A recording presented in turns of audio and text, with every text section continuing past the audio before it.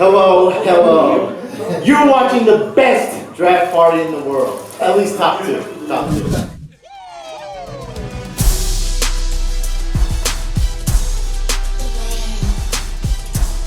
Welcome back, everybody. Glad you could all make it. Thank you so much. This is what is this? What is this? Seventh year we've been doing this. Year of the dog. 500 years. 7 years. We got the turducken. Kaepernick year. We got the nachos. We got a crazy stadium this year, full of snacks. 12-man PPR, 16 rounds. Let's go!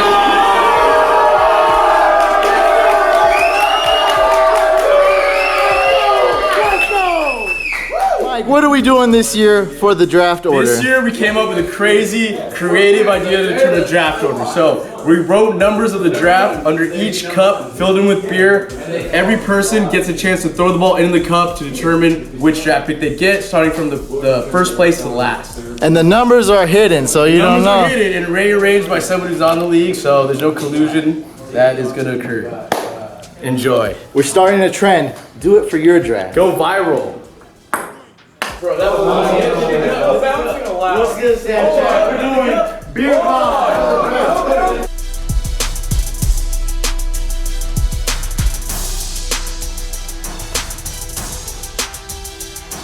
We got 9. 9, okay. Number 9. He's gonna get 1. It's gonna play out exactly like the Hollywood script would say. Watch. Jerm Gordon. Back again. Jerm Gordon! This is one, I guarantee it. What is it? I told you! I know how the universe works. It's true. I told you. I was a 2016 champ. It was close last year, but didn't make it. Mitchell, you were the champ. I'm officially hand you off.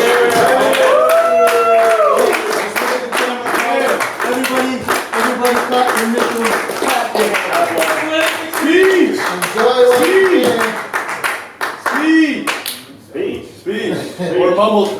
Pick who you want. You just a sexy boy. Be unorthodox like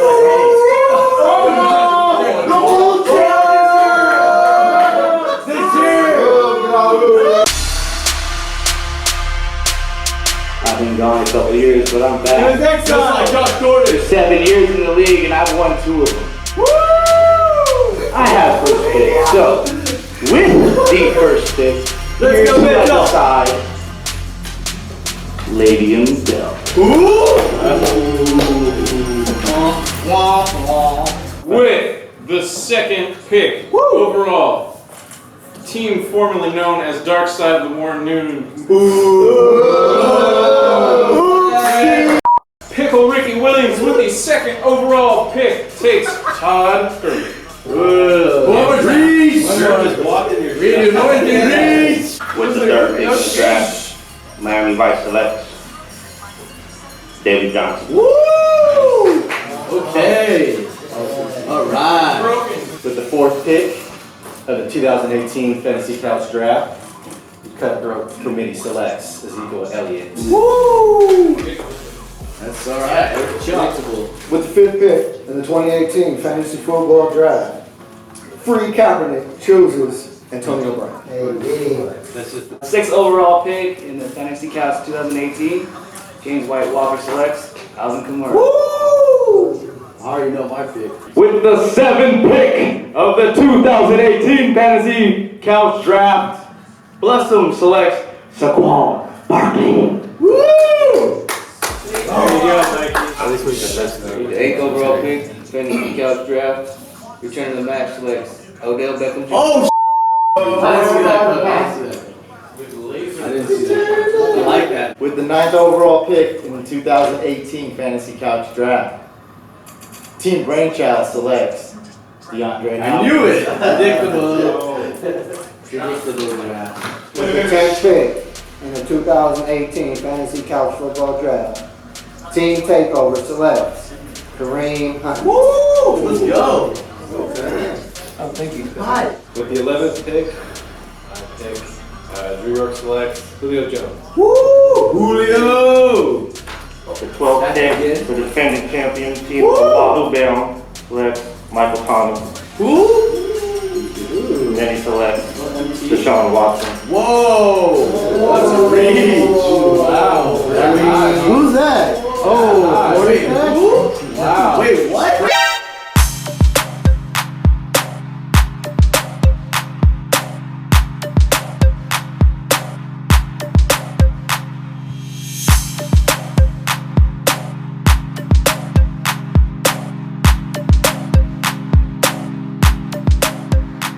Okay, let's start off with analyzing my team. It's hard to think what other teams are thinking, but I definitely know what my team was thinking.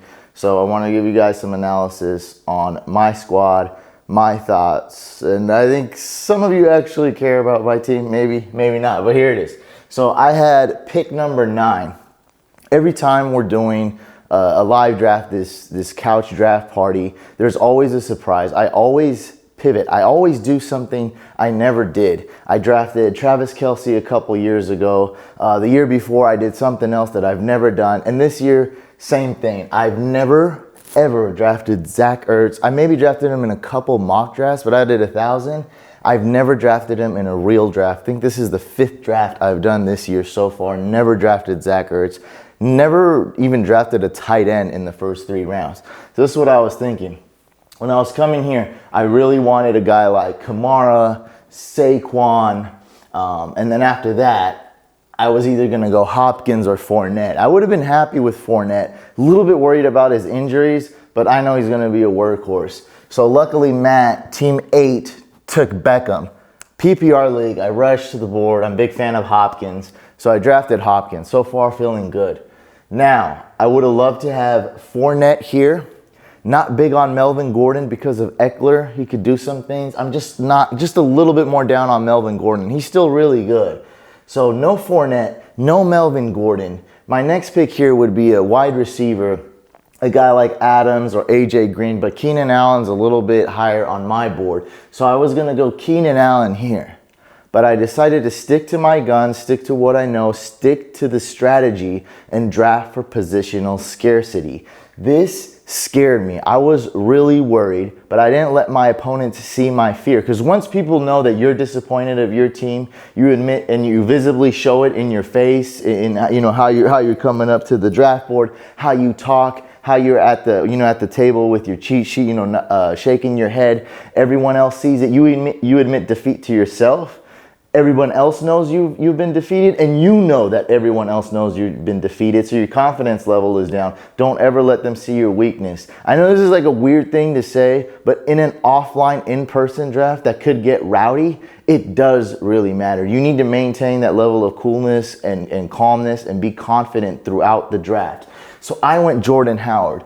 100% reach here, but I believed in positional scarcity. I would not, snake draft, right? I would not have got any of the guys that I wanted as far as running backs at round 3 if I went Keenan Allen. So I'm basically going with RB0 if I went Keenan Allen. I didn't want to do that. I want McKinnon here. I want Howard here. I want Mixon here. No way Mixon's getting past Scott, a Bengals fan. No way McKinnon's going that far. No way. It's not going to happen. Howard, I don't see him going that far. Amari Cooper got picked. So I went for positional scarcity. I said, hey, I stuck to my guns. I can do wide receiver 0, but I went positional scarcity, and I knew that there was going to be sleeper wide receivers available. It worked out. But I was panicking a little bit. I've never done this. I've always got the guys I wanted. I've always was able to get Saquon or Kamara around 9. And I could have got Fournette. Anyway, it went, and Ertz has more upside than Kelce. But Kelce I love because he's not injury prone like Gronk, and Ertz is a little injury. I think Gronk's significantly injury prone, very durable. Ertz, a little bit injury prone, but he's a tier 1 tight end. So after this, there was a huge drop off. Still stuck to my gun, said, hey, I can get some sleepers.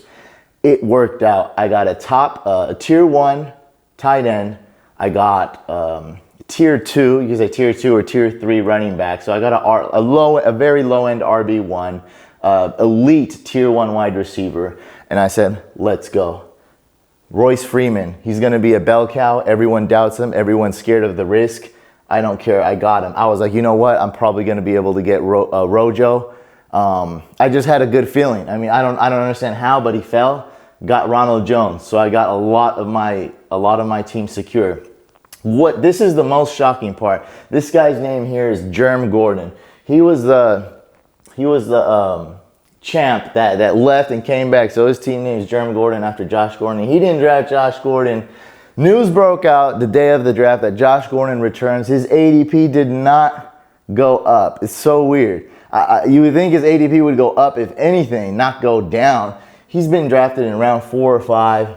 I think he's a huge risk. But getting him in round 6, I had to do it. And I still was like, hey, I can get some wide receivers late. Andrew Luck slipped. I mean, look at all these guys drafted before Andrew Luck, like Garoppolo. I think Breeze went. Yeah, Breeze went a round earlier. So I love this pick. Then I had to go Mike Williams, getting 10 plus touchdowns. I wanted Hines here, but I knew I could get him later. I went Hines. This guy's going to be kind of like a Darren Sproles type of guy, PPR beast. Yeah, super big risk, but what are we at? Round 9 here, I think. 1, 2, 3, 4, 5, 6, 7, 8, 9. Yeah. Tyler Lockett, number 2 wide receiver on the Seahawks. That defense has fallen off. No Jimmy Graham, no Paul Richardson. That's a steal. Samaje Perine. I hated this pick, but this is when I made the party foul and tried to draft Puke Johnson. And I was like, hey, let me just go running back here. Hey, Perine, you know, he's had a minor injury. He'll probably get some carries. I mean, I didn't really like it, but I had to. And this, another weird pick because I never ever mocked nor drafted Calvin Ridley. I usually get DJ Moore, but he went way, way earlier. Calvin Ridley, extremely talented, one of the best offenses. Matt Ryan's underrated.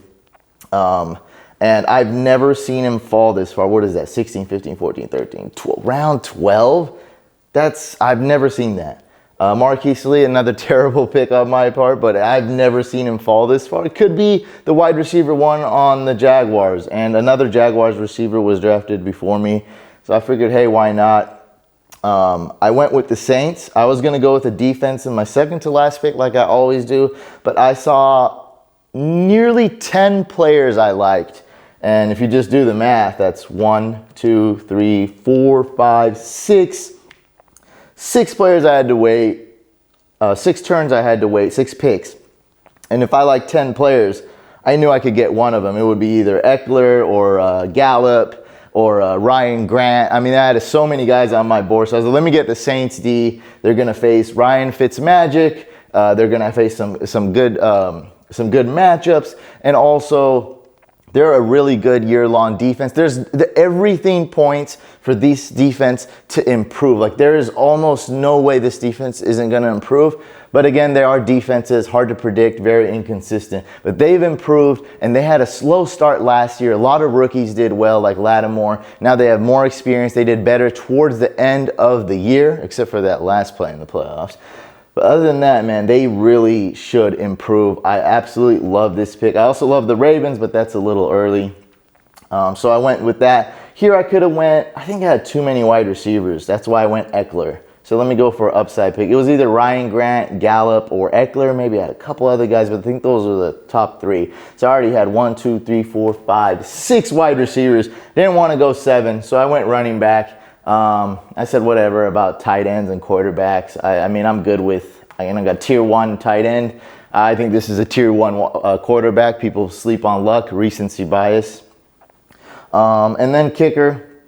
This is the Vikings kicker. I believe they moved up in the draft to get Daniel Carlson. The Vikings offense should be able to move the ball with Cousins. Cousins actually is I'd say he's a very good quarterback, not elite. He's been known to throw a lot of yards, a lot of passes, a lot of completions, but not a lot of touchdowns. Just look at the stats.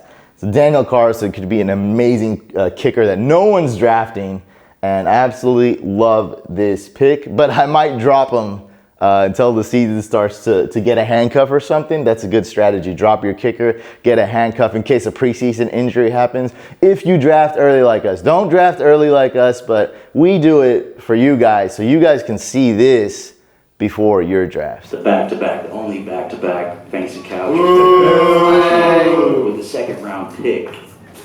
After 2 years off, Oh God. Edit this. they're on the fantasy couch draft board. You have Jerick McKinnon at 11. What? You have Reach. Shady McCoy at 22. Whoa! I'm gonna pick Shady at 22. What? That pick. That's a huge reach. And then another pick right there.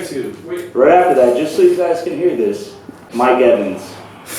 You made me cross off McKinnon, you jerk. Oh, so He you didn't do McKinnon. I know, but still, it sounded like he was going Too McKinnon. many names. That's what you Yeah. What's happening? You're not supposed to get on there and name 3 names. We gotta go to the replay, guys. Let's take a look at the draft board and do a little bit of post-draft analysis. Some stuff that stood out to me, some stuff that was funny, some stuff that were shockers, and I'd say there was quite a few. Let's start off with let's walk through what I was thinking during the draft. So Team 12, Mitchell, he's the guy that won last year. He barely beat me in the fantasy football Super Bowl. And he said last year he took some tips, he listened to me, he learned from his mistakes. Because he's in the league. This is his 3rd year in the league. The first year he drafted very extreme, and I think he went back to his roots here. So we have Team 12 all the way on the right, Mitchell's team. He went with what I would call the taste the rainbow strategy. Some would say it's not even a strategy at all. So he went back to his roots, drafting one of each position.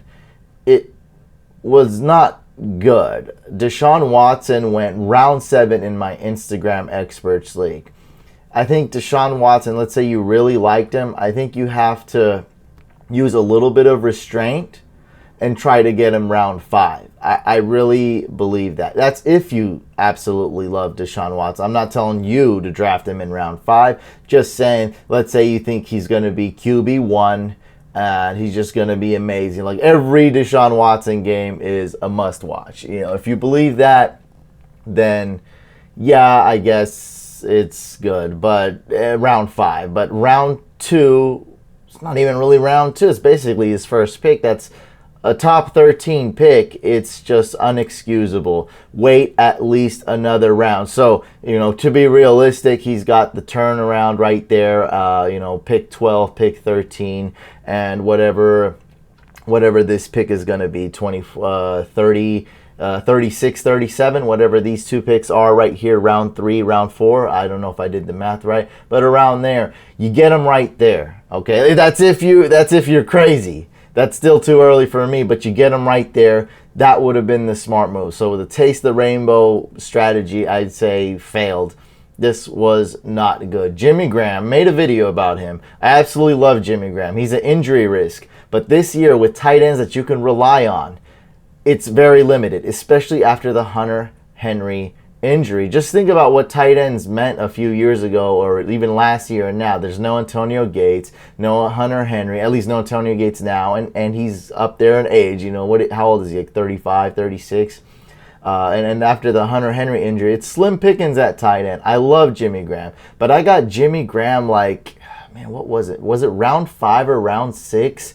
In a 16-team league? I think round 6. I forget it. I just did it. A 14-team league, getting Jimmy Graham in round 6, and you take him. Basically, that's pretty much the 3rd round right there. First pick of the 4th round, Jimmy Graham. I don't like it.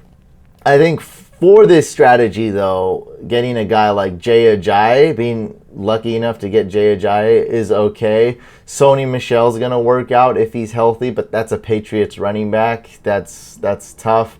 I get the Will Fuller pick. It's a stack with his quarterback. But, man, this is all risk. I don't think any reward. It's not going to work out. Very weird, different types of picks here. I know he loves Stephen Gostkowski, the kicker. At least he waited on him, and that's an excellent kicker. That's a top 3 kicker. I don't see any way he'd finish outside the top 5 as a kicker. So he got his kicker. He got his backup quarterback, Alex Smith, which he drafted last year too. So he got them. And he got my arch nemesis, the Eagles, who beat me twice in big games, in a big GPP tournament, and then he beat me in the fantasy Super Bowl. The Eagles D scoring the very last second. Well, 0-0-0 left on the clock, scoring and beating me in the fantasy Super Bowl.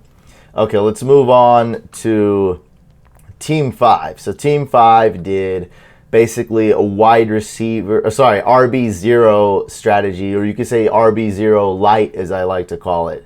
And he didn't plan for this. He basically I talked to him, and he basically went in with the mindset of, I need running backs. I'm going to draft a lot of running backs. But he loved Antonio Brown in PPR at number 5. He felt like he had to take him. And then Keenan Allen, a guy I was thinking of taking, 4 picks before that? 1, 2, 3, 4. Yes, 4 picks before that. I was thinking of taking Keenan Allen. I think he's an absolute stud, especially in PPR leagues, but I wanted to go RB. So he felt like he had to take Keenan Allen. And then T.Y. Hilton fell to him, and he had to take him. I think with this team, it's not a horrible team, and I think Team 5 is very fortunate to be able to get Lamar Miller. Yes, Lamar Miller is not a stud running back. You may say he doesn't have much upside, but just think about if he wasn't able to get Lamar Miller. He'd be stuck with Alex Collins as his RB1. Not so ideal PPR running back, if you want to put it like that, put it lightly. Not a very talented running back, a one-dimensional running back on an offense that has been known to be one of the most boringest offense, that doesn't score a ton of touchdowns, that doesn't push the ball up the field quickly. So Alex Collins, he's a decent runner, but I don't know if he's going to catch the ball. I don't know how many touchdowns he's going to get. So he saved face a little bit with Lamar Miller. Cam Newton pick whatever, you got that stack going. So that was interesting. I thought that somebody did go RB0 light, especially somebody who really wasn't planning on doing that. Then we have to go with the most extreme team, I think, over here. And that's team number 1, Jerm Gordon. This was an absolute shock. Basically, after the first pick, it was all downhill from there. Getting LeSean McCoy in the second round is, I don't know. Then Marquise Goodwin. I absolutely love Marquise Goodwin. I post about him all the time. Everybody knows this. I think he's one of the best steals of fantasy football drafts, period. But taking him this early, I'm just counting because I still can't believe it. The first pick of the 4th round, basically round 3, that's the highest I've ever seen Goodwin go in any simulation, any mock draft, and any draft I've done. This is the 5th draft I've done this year already, like real draft, competitive draft. And I've done probably 1,000 mock drafts. I've never seen him go anywhere near this early. Another huge shock, which I think, to me, Jerm Gordon's a huge Niner fan. He's wearing the Jimmy Garoppolo jersey and other Jimmy Garoppolo various gear on draft day. So Goodwin actually wasn't that big of a shock to me, but should be a big shock for how early he went. The next one was definitely the biggest shock of the draft, and I'd probably have to say the worst pick of the draft, even worse than picking Deshaun Watson, number 13 overall, or number 12 overall, doesn't really matter. It's basically first round. This is probably even worse, and that's taking Carlos Hyde in round 5. I don't get this. So that's the first pick of round 5. Sorry. Oh, the Marquise Goodwin was the last pick of round 4. Sorry. So Marquise Goodwin was the last pick of round 4, so he did not pick him before Golden Tate. So that's at least a little bit better. I thought it was the first pick of round 4. Sorry. But Carlos Hyde was basically a 4th round pick. First pick of the 5th round. That's crazy. First eyebrow camera. Alright. Announcing a draft bet. Carlos Hyde finishes finishes top 12 back in PPR. I say no, $100. Mark it down. $100. $100. $100 on camera. Easy. That's a contract. Binding contract. There's about 99 ways he can lose that bet. Like, for instance, if Carlos Hyde misses 3-4 games, I think you already lost that bet. I've seen Carlos Hyde go round 9, round 8, round 10, 11, even sometimes round 12 in 10-team leagues. I've seen it. I mean, it happens over and over. So Carlos Hyde is a guy you want to target if you want him in round 8, not round 4 or 5. That's just mind-boggling. So this right here is a huge F- because you draft Carlos Hyde, first pick round 5, and pass up on Josh Gordon, which would have been the sexy pick because your name is Jerm Gordon, your team name is Jerm Gordon, and it just simply would have been a better pick. I know last year a lot of people commented and said, hey, leave the draft board up for a long time. Yeah, I have the results written down below in the description, but I did fail to do that. So hopefully I left the draft board up long enough for you guys to see, and you guys can pause it, study it, look at it.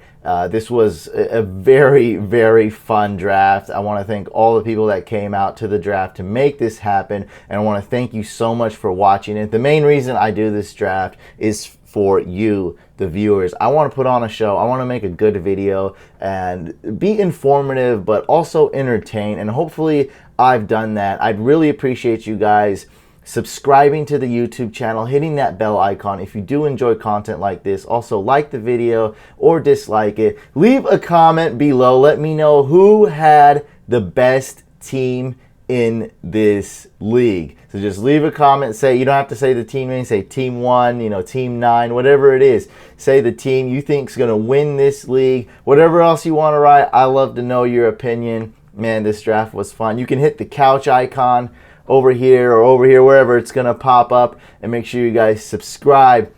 If you don't have the bell icon, if you don't have notifications turned on, you're going to miss out on awesome draft videos. I do a lot of live videos, and we'll be doing a lot of hashtag hack my lineup once a week. I will be doing that. If you don't know what that show is about, subscribe and find out. That show is crazy. Everybody loves it, and I love doing it. See you guys on the next draft video / live stream / any other video. Peace.